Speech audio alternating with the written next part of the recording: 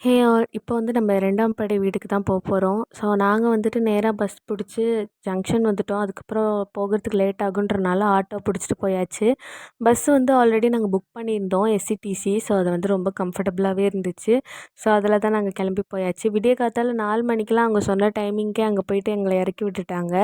அங்கே போயிட்டு நாங்கள் வந்துட்டு சாமியெல்லாம் பார்த்துட்டு கொஞ்சம் லாக்கப்லாம் வந்துட்டு செக் பண்ணி அது எந்த இடம் சேஃபாக இருக்குன்னு பார்த்து அங்கே திங்ஸ் எல்லாம் வச்சுட்டோம். திங்ஸ் எல்லாம் வச்சுட்டு நேராக உள்ளார நுழையும்போது அவ்வளோ சூப்பராக இருந்துச்சு.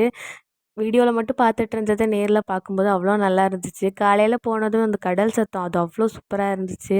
அந்த தண்ணியில் கொஞ்ச நேரம் கால் நனைச்சிட்டு அப்புறம் முங்கி எழுந்திரிச்சேன். முங்கி எழுந்திரிக்கும்போது நான் வந்துட்டு கீழெல்லாம் விழுக மாதிரி போயிட்டேன்.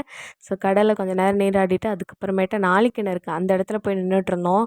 நாங்கள் ஒரு 5:30 போல் வந்தோம். நாங்கள் அதுலேருந்து வெளில வர்றதுக்கு 9:30 ஆகிடுச்சு. ரொம்ப கும்பலாக இருந்துச்சு. ரொம்ப நீட்டமாக லைன் போயிட்டே இருந்துச்சு. காலையில் அந்த சன்ரைஸை பார்க்கும்போது பீச் கிட்ட இருந்து அது நல்லா இருந்தது. ஸோ நாங்கள் அதெல்லாம் பார்த்து முடிச்சுட்டு அதுக்கப்புறமேட்டு அந்த நாழிக்கிணறுக்கிட்ட எப்படியோ போயாச்சு.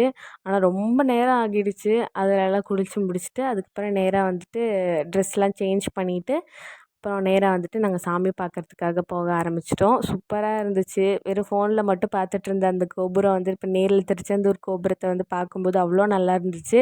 அதுக்கப்புறம் இந்த பட்டை வந்து போட்டு விடுறதுக்கு அங்கே நிறைய பேர் இருந்தாங்க. அதுக்கு ₹10 வந்து சார்ஜ் பண்ணாங்க. ஸோ அது வந்து போட்டுக்கணும்னு ஆசையாக இருந்தனால அதுவுமே போட்டுக்கிட்டாச்சு.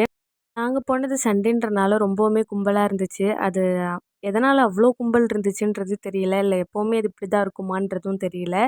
ஸோ இது வந்துட்டு ஃபர்ஸ்ட் டைம் நாங்க விசிட் பண்றோம் இங்க திருச்செந்தூர்.